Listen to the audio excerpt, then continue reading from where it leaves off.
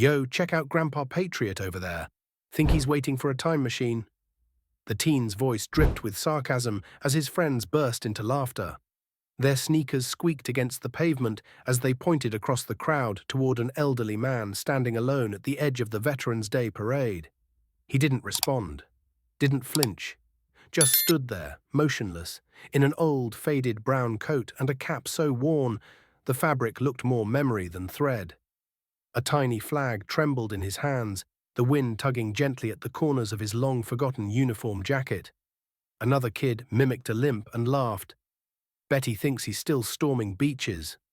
Someone give him a map back to 1944. A few people chuckled quietly. Most looked away. No one said anything. The man remained silent. He had heard it before, in grocery stores, on sidewalks, sometimes even in waiting rooms. A relic, they called him. A nobody. Someone from a war everyone barely remembered. The parade marched on.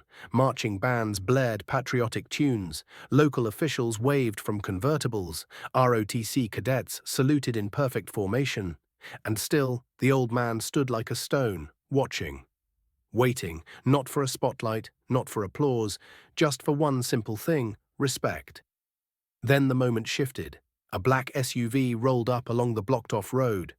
Doors opened, uniformed guards stepped out briskly, and then came a towering figure in full dress blues, his presence halting the crowd without a single word. The medals across his chest gleamed like stars in the morning sun. 4 stars sat sharp on his shoulders. General Marcus Holloway, the keynote speaker, the man the crowd had been waiting for, except he didn't go to the podium. His eyes, trained and sharp, scanned the crowd and stopped, right on the man in the brown coat. Without hesitation, the general crossed the parade route, stepped off the red carpet, and walked directly to the edge of the crowd. Conversations died. The band faltered. Even the teens quieted.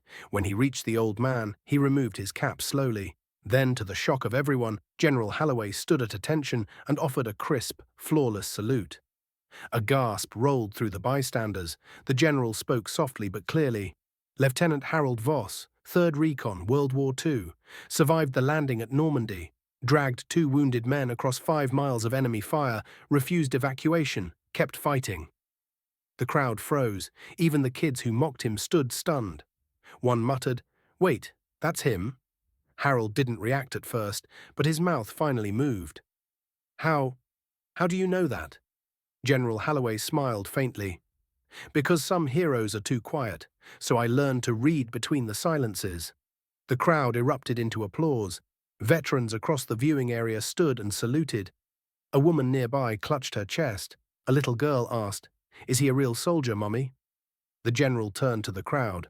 "We're here to honor service, but too often we forget the ones who returned and faded into silence. This man," he gestured to Harold, "is the reason we can have parades."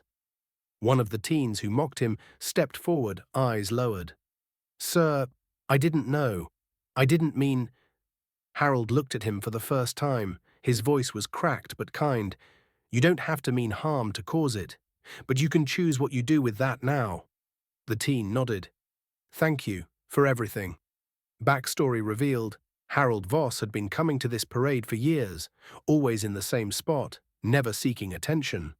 After the war, he chose a quiet life, worked in a hardware store, volunteered at the VA, sent Christmas cards to the families of men he served with.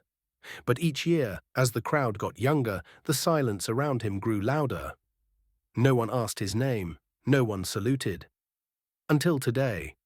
Today, one man saw him, and when that man saluted, the world finally looked again. Phones were raised, not for viral content, but to capture a moment of reverence. Reporters arrived too late for the speech, but not too late for the truth. And that afternoon, every news cycle in the country shared a single image. A general saluting a forgotten hero. Harold didn't want recognition, but what he received was greater, remembrance. So real heroes don't ask to be seen. But when they are, the world becomes a little more honorable. If this story touched you, subscribe the channel and hit that like button and drop a karma in the comments below.